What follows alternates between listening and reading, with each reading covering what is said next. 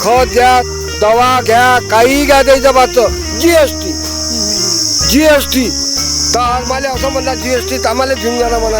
ते तज्ञ विषय तज्ञ सांगते पाणी येते म्हणून, आणि नाही आलं तर त्याला काय करणार आहे. बरोबर आहे, शेवटी निसर्ग आहे तो. बियाणं भेटून आलं काय ते तर सर्व मार्केटमध्ये ते आहे म्हणते हे जास्त पैसे द्यान घ्या पायता काही नाही आहे. बाजाराची सोय नाही लागत, कास्तकाराला काही नाही आहे.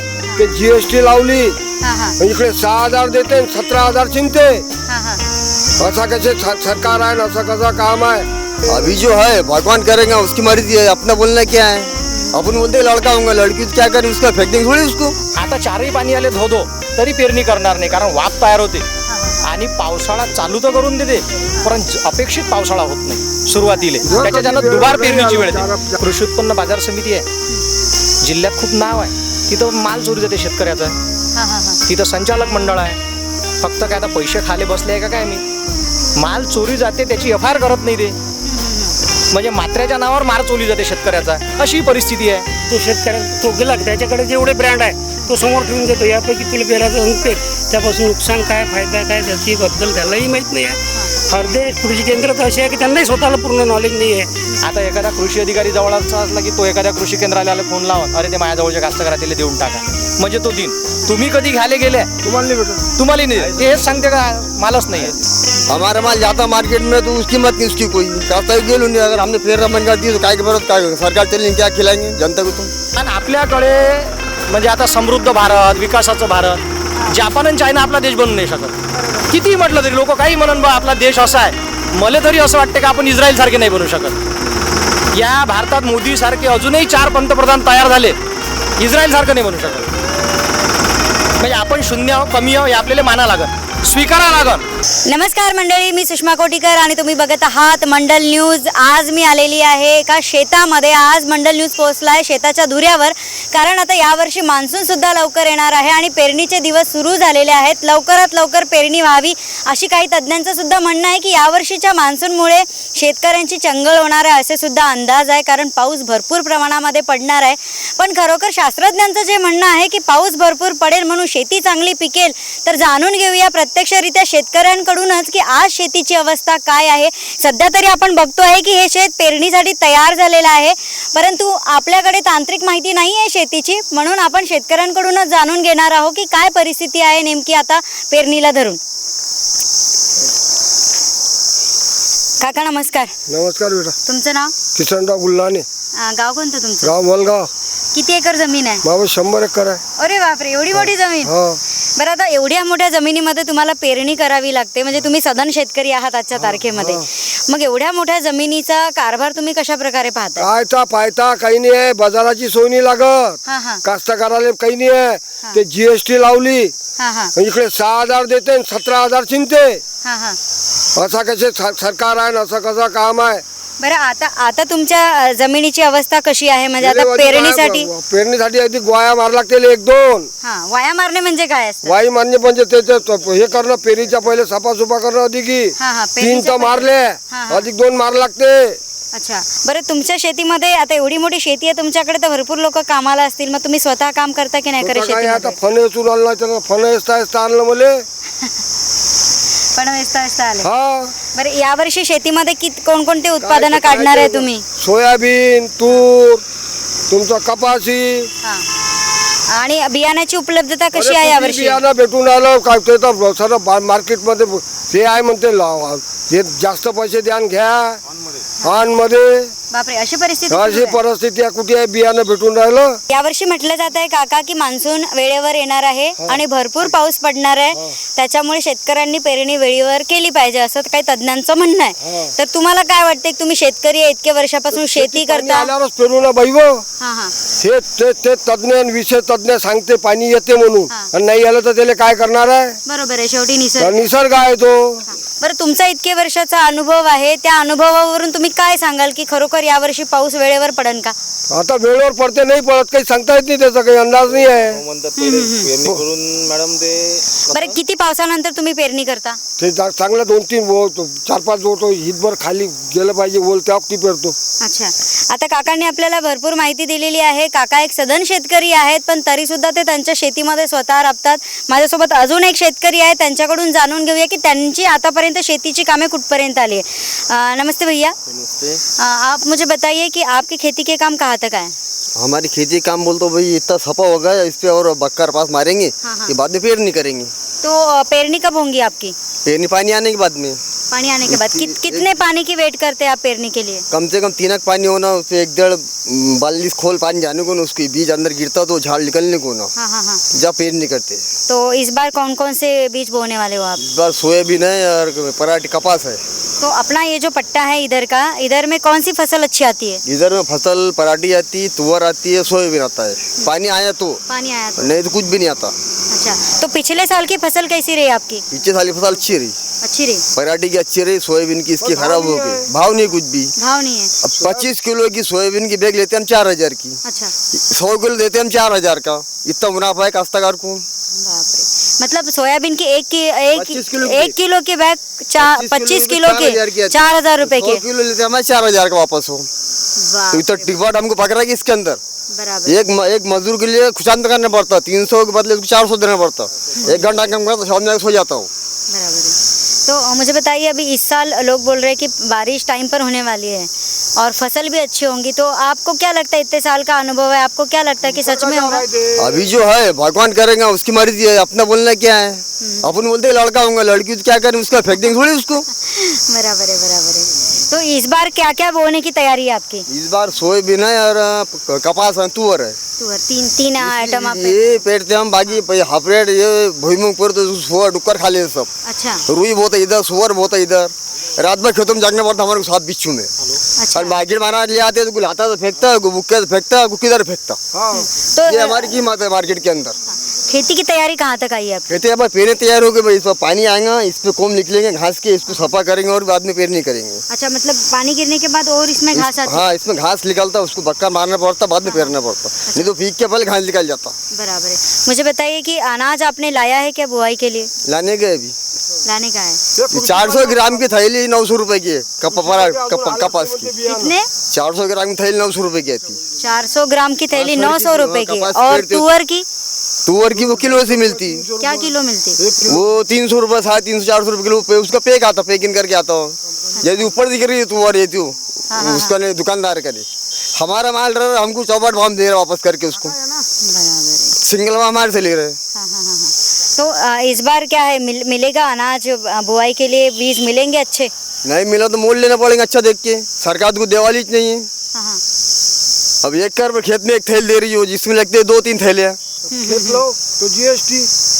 हमारा माल जाता मार्केट में तो उसकी मत नहीं उसकी कोई कास्ता गेलू नहीं। अगर हमने फेर मन कर दी तो काय के बरत काय सरकार चलेंगे, क्या खिलाएंगे जनता को तुम? बराबर। खत घ्या GST बेटा, हाँ हाँ।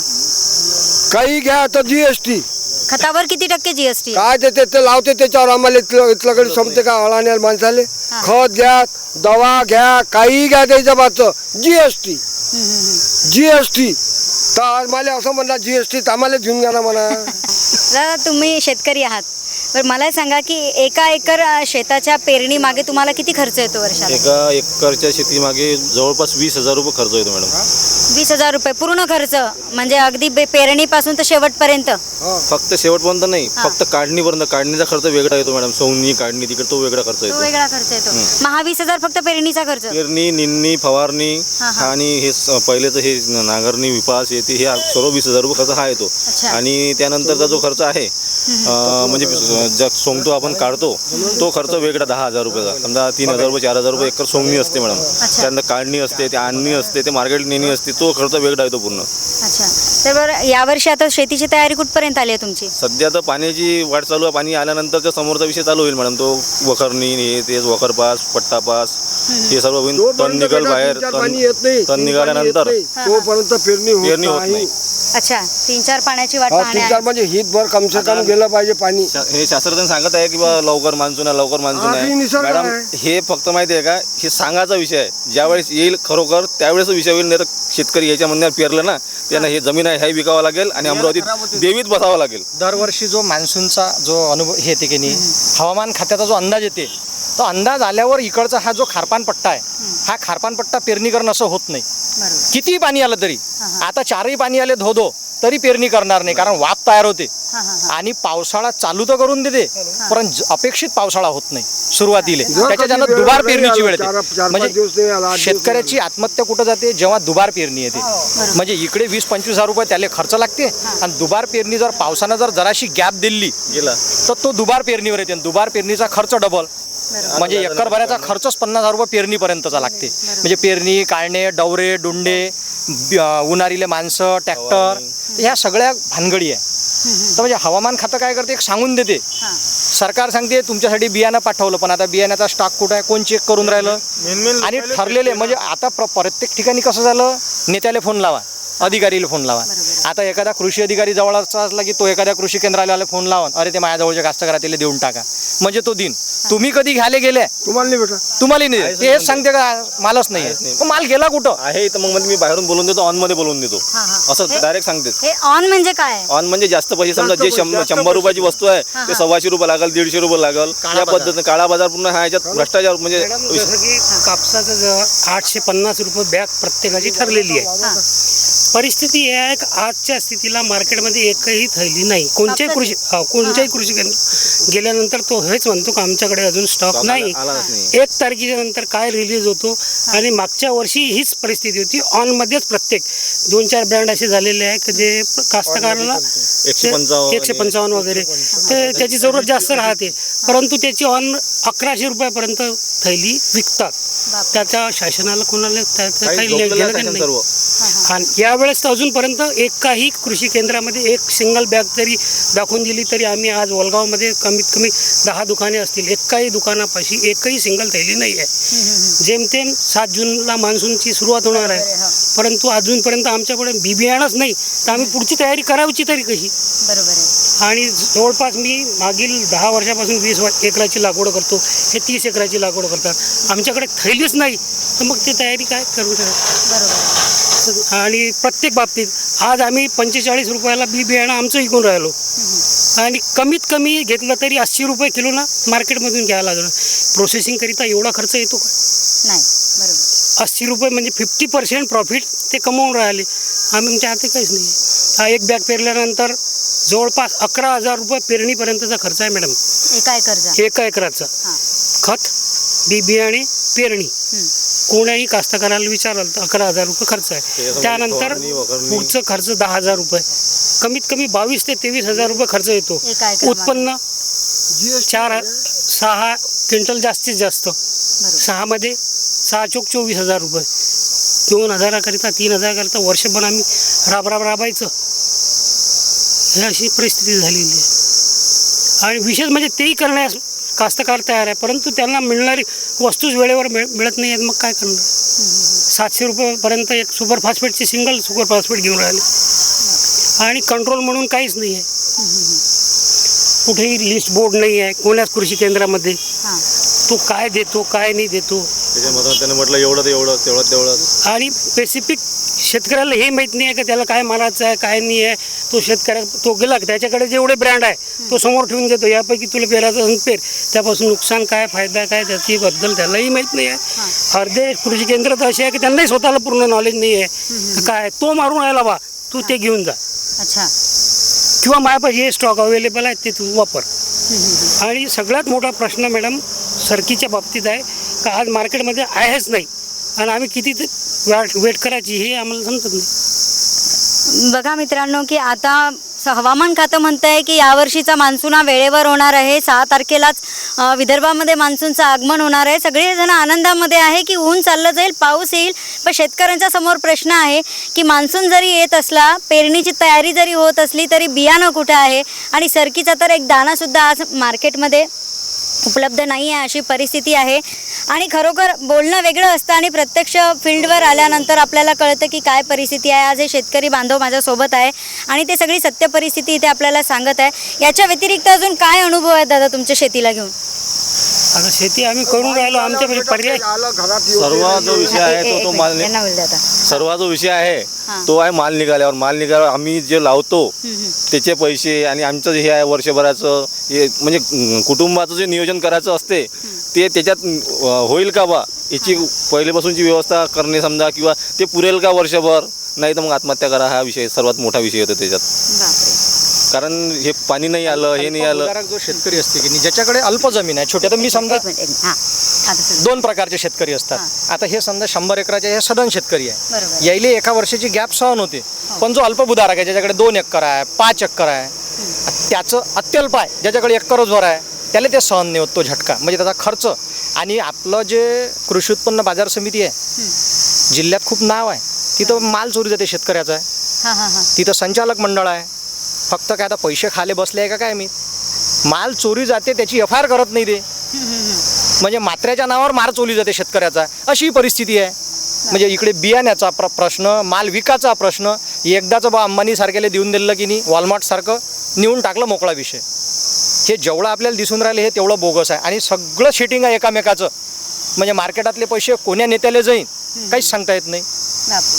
तर हे सगळं म्हणजे बियाण्यात काळा बाजार, माल विकण्यात काळा बाजार, म्हणजे ज्या शेतकऱ्याची मार्केट कमिटी आहे त्याला तिथं न्याय नाही आहे. शेवटी शेतकऱ्याचं पिळवणूक होते. आणि तिथं जे व्यापारी येते आता माल निघन तेव्हा व्यापारी येते तर ते पिळवणूक करते, ते भाव ठरवून टाकते का एवढंच द्यायचं बा, हां हां. 4400च्या वर विकायचंच नाही. आता डाळ 200 काहीतरी रुपये किलो आहे हो. चांगल्या प्रकारची, तुरीची डाळ. आणि इथं भाव 8,000पासून विकते, 10,000 रुपये भाव. मग आता 200 रुपये किलो आणि 10,000 रुपये, त्याचं लॉजिकच कसं लागन? म्हणजे एका क्विंटल मागे मग? किमान 80 किलोचा. म्हणजे आपण ज्या दलालाजवळ माल टाकू राहिलो तो त्याचे कमिशन काढून घेते, पण त्या मालाची सुरक्षा ठेवते का तो? कोणी झाडणारं येते 400 रुपये रोजानं येऊन राहिलं, त्यातलं 10 किलो काढून राहिलं, तर हे सगळं अंकुश. मार्केट कमिटी किती सांगेन आमचा त्याच्यावर अंकुश आहे, काही कामाची गोड नाही, बोगस आहे ते. एक नंबरचे बोगस लोक आहेत तिथं अर्धे. तर ह्या सगळ्या गोष्टी आहे. अशा या सगळ्या यंत्रणेत जर पिळवणूक कुणाची होऊन राहिली तर त्या शेतकऱ्याची. आणि मग शेवटी आमच्याकडे पर्याय मग नाही आता आहे. आमच्याकडे सेकंड ऑप्शन नाही आहे म्हणून हे करावं लागत आहे.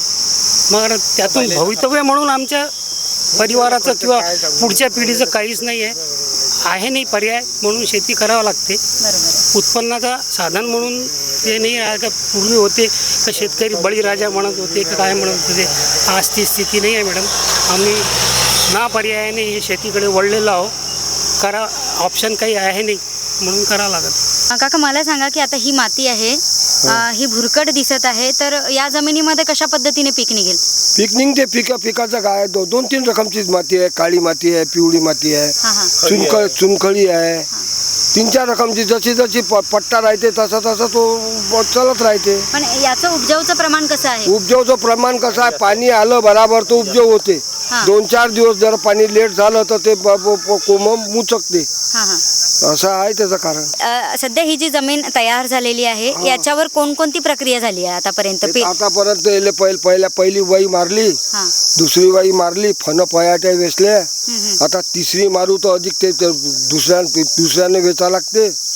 मग आखरी पट्टा पास मारू, त्याला सवान करू, हां. मग त्याच्यानंतर पेरणी करू.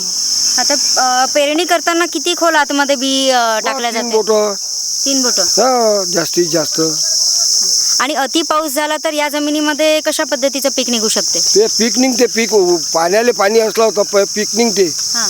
आणि पाणी 2-4 आज पेरलं आणि 2-4 दिवस पाणी आलं तर जयरामजी काय मग ते. बरं ही जी माती आहे याला आपण कोणता प्रकार म्हणणार या मातीला? हे पिवळट आहेत. पिवळट आहे. हा. आणि ही किती उपयुक्त असते शेतीसाठी? हे शेतीसाठी सर्व चांगले आहेत. काळी घ्या, पिवळी घ्या, हां हां. चुनखळी आहे याच्यात. चुनखडी. हा, हे चुनखळी बेटा. हां. अच्छा, ही जी पांढरी आहे ही हा, चुनखडी आहे. चुनखळी आहे. मग- चोपन म्हणते त्याला, चोपनची जमीन. चोपनची जमीन. बरं मग याचा काही पिकाला हानी होते का? नाही, हानी नाही. हां थोडंसं उत्पन्न कमी येते चोपनच्या हे जमिनीत. चोपनच्या काळ्या जमिनीत कसदार जमिनीत उत्पन्न जास्त जास्त येते. होते. हां हां हां हां. म्हणजे पिकाचा ॲव्हरेज कमी पडतो याच्यामध्ये. थोडासा कमी होतो बाकीच्या पेक्षा. अच्छा. तर बघा मित्रांनो, ही चोपनची जमीन आहे, म्हणजे चुनखडीची जमीन आहे. याच्यामध्ये हे अशा पद्धतीचे जे पांढरे खडे दिसतात रेतीसारखे. ते रेतीसारखे दिसतात, त्याला चुनखडी म्हटलं जातं. आणि ही चुनखडीची जमीन आहे, याचा ॲव्हरेज काळ्या मातीपेक्षा थोडासा कमी पडतो, पण बऱ्यापैकी पीक येतं जर चांगला पाऊस आला तर. आज आपण प्रत्यक्षरित्या जमिनीवर बसून जमिनीचा आनंद घेतोय, प्रत्यक्ष जाणून घेतलाय की कशा पद्धतीने जमीन असते आणि कसे शेतकरी त्याच्यावर काम करत असतात. एक एकर नांगरायला किती वेळ लागतो ट्रॅक्टरने? 1 ते 1.5 तास लागतो. 1 ते 1.5 तास. आणि आता हे जे मागे लावलेलं आहे याला काय म्हणतात? याला पंजी म्हणतात. पंजी. पंजी म्हणजे काय? हे पंजी म्हणजे नागरला ओढत मारलं जाते. हा, हा, हा. हा, आमची इकडे काही नाही, ज्याला जसं पाहिजे तसं घेते कोणी कास्तकार. आणि याला अजून कोणकोणते हे लावले जातात साधनं इकडे याला मागे पंजीच्या ऐवजी? याला वखरपास लावला जाते, याला मोकळा लावला जाते, याला पट्टापास लावला जाते. म्हणजे आता समोरचा जे विषय आहे पेरणीसाठी तयार करायसाठी पहिले पंजी मारले जाते, त्यानंतर वखरपास मारला जाते, त्यानंतर पट्टापास मारला जाते. मग ते वावा सुपीक आणि चांगलं लेवल लागतो, त्यानंतर पेरणी केली जाते. बरं, पेरणी सुद्धा ट्रॅक्टरनीच करणार आहे की बैलजोडीनी? हे ट्रॅक्टरने मॅडम एवढ्या बैलजोड्या नाही ना, अवेलेबल राहिलेला नाही आहे. असं काही आहे नाही, कोण कोण करते बैलजोडीनं, भरपूर लोक ट्रॅक्टरनंच करते आजकाल. बरं, फायदेशीर कोणती पेरणी आहे, ट्रॅक्टरची की बैलजोडीची? फायदेशीर तर जोडीची पण आहे आणि ट्रॅक्टरची पण आहे, दोन्ही पण आहे. असं काही नाही की नाही आहे म्हणून. एका दिवसाला 4 एकर होतो आणि ट्रॅक्टरच्या पेरणीला एका दिवशी 15 ते 16 एकर होतो. अच्छा. म्हणजे 4 जोडीचं काम एकटा ट्रॅक्टर एका दिवशी करतो. म्हणजे त्यामुळे पेरणीचं लवकर चालू होऊन जाते. जोडीच्या विचार भरलं होतं ऑगस्ट महिना येईल, म्हणून ट्रॅक्टरचे साधन जे निघाले ते एका महिन्यात समजा पूर्ण पेरणी खतम होऊन जाईल. शेतीचं क्षेत्रफळ जास्त आहे, शेतीचं क्षेत्रफळ जास्त झालं, जोड्या कमी झाल्या, ठराविक लोकांकडे जोड्या झाल्या. कारण आता लोकांना ढेप जोडीचं करणं, कुटार, पाणी, त्याला माणसं नाही भेटत, कोणी काम करायला नाही आहे. म्हणजे अशी परिस्थिती आहे, कधी कधी किती हुशार माणूस असला त्याला स्वतः जोडी बांधायला लागते. आणि आता परिस्थिती कशी आली, अजून एक जोडीतला प्रकार, आता पूर्ण जोडी कोणी घेऊन नाही राहिलं. एक बैल तुमचा आणि एक बैल माझा, म्हणजे सावळ लावून, असं सावळ लावून जोडी करायला लागते आता. सावड लावून म्हणजे काय? सावळ म्हणजे एक जोडी, एक बैल तुमचा, एक बैल माझा, 4 एकर तुमचं, 3 एकर माय, आपलं दोघांचं करून बा, बाकीचं जाऊ दे, आपल्याला काही भाडे कमावा लागत नाही. तर त्याला म्हणते सावळ. एक बैल तुमचा आणि एक बैल माया, असं करू करू कास्तकारी करावं लागते. शेती हा इतका जुगाड आहे का याच्यासारखा जुगाड जगात कुठं नाही आहे. म्हणजे शेतीसारखा जुगाड कुठंच नाही, कुठंच नाही. बरं, हे जे सावड आता तुम्ही सांगितलं, या सावड सारखे अजून काय काय प्रकार आहे शेतीमध्ये? शेतीमध्ये आता जेव्हा आपण निंदायला जातो किंवा आता मजुरी कापूस वेचायचा वेळ येते, तेव्हा आता तू आपल्या घरात जर समजा आता माझं लग्न झालं, माझी आई आहे, मजूर भेटला नाही, आई काय म्हणून, बाई सुनबाई आता तू फालतूचे कामं बंद कर, ते शाळा राहू दे ते अमरावतीची, चल आता कापूस चालले.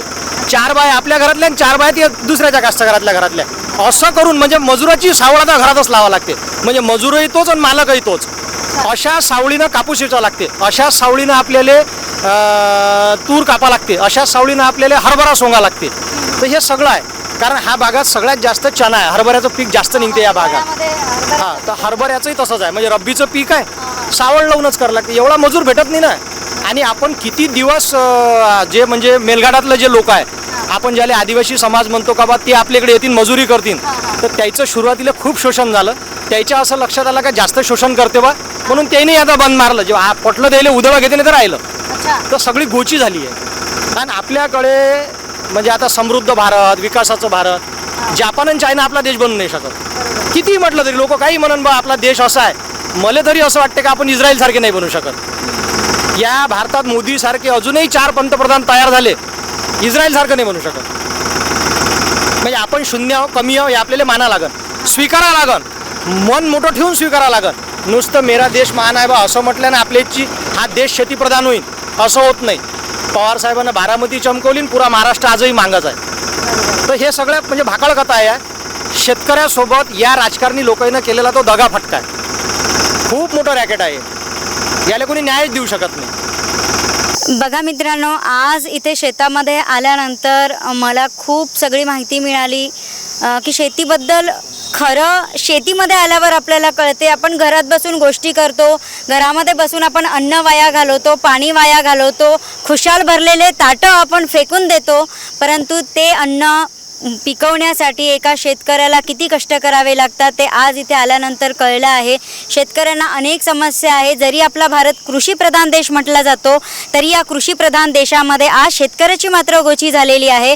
हवामान खात्याचा अंदाज आहे की मान्सून वेळेवर होईल, पण तरी पण शेतकऱ्यांचा जीव मात्र खालीवर होतोय की जोपर्यंत पाऊस पडणार नाही, जोपर्यंत 3 ते 4 पाऊस चांगले पडणार नाही, 1-1.5 फूट खोल जमिनीमध्ये पाणी मुरत नाही, तोपर्यंत आम्ही पेरणी करणार नाही, पेरणीचा विचार करणार नाही. कारण 1 एकर पेरण्यासाठी कमीत कमी 20 ते 21 हजार रुपयाचा खर्च आहे आणि दुबार पेरणी करायची वेळ जर एखाद्या अल्पभूधारकावर आली तर त्याला शेवटी आत्महत्या करावी लागते. कारण कर्ज फेडणं हे त्याच्या आटोक्याच्या बाहेरची गोष्ट होऊन जाते आणि म्हणूनच आपल्याकडे आपण शेतीकडे पाहताना खूप विचार केला पाहिजे. ताटामध्ये घेतलेलं अन्न फेकताना विचार केला पाहिजे. तर आज प्रत्यक्षरित्या इथे या शेतामध्ये आल्यानंतर या शेतकरी बांधवांना भेटल्यानंतर अनेक गोष्टींची जाणीव मला सुद्धा झालेली आहे आणि दर्शकांना तुम्हाला सुद्धा होईल. तर आज या सर्वांनी यांचा अमूल्य वेळ, कारण हे सगळेजण शेतामध्ये होते आणि यांच्या शेतामध्ये जाऊनच मी यांच्यासोबत बोलली आहे. इथे जवळपास हे सगळं या शेतकऱ्यांचं शेत आहे आणि त्यांना तिथून आणणे आणि त्यांच्यासोबत बातचीत करणे, त्यांचा कामाचा वेळ मी घेतलेला आहे. कारण जेव्हा ऊन होईल तेव्हा त्यांना त्रास होईल शेतामध्ये कामं करायला आणि म्हणून मी पण भल्या पहाटेच इथे आली. कारण मला माहिती होतं की सकाळच्याच वेळामध्ये शेतकरी भेटणार आहे. या शेतकऱ्यांनी त्यांचा कामाचा वेळ मला दिला, मंडल न्यूजला दिला, त्याबद्दल मी त्यांचे मनापासून खूप खूप आभार मानते आणि येणाऱ्या पेरणीसाठी, येणाऱ्या मान्सूनसाठी त्यांना मंडल न्यूजच्या वतीने शुभेच्छा देते. धन्यवाद. आमच्या यूट्यूब चॅनलला सबस्क्राईब करा आणि फेसबुक पेजला फॉलो करा आणि इंस्टाग्राम आयडीला सुद्धा फॉलो करा. आणि अजून शेतकऱ्याच्या काय समस्या असतील, तुम्हाला हा व्हिडिओ आवडला किंवा नाही आवडला, ही स्टोरी आवडली की नाही आवडली, त्याबद्दल कमेंट करून आम्हाला नक्की सांगा.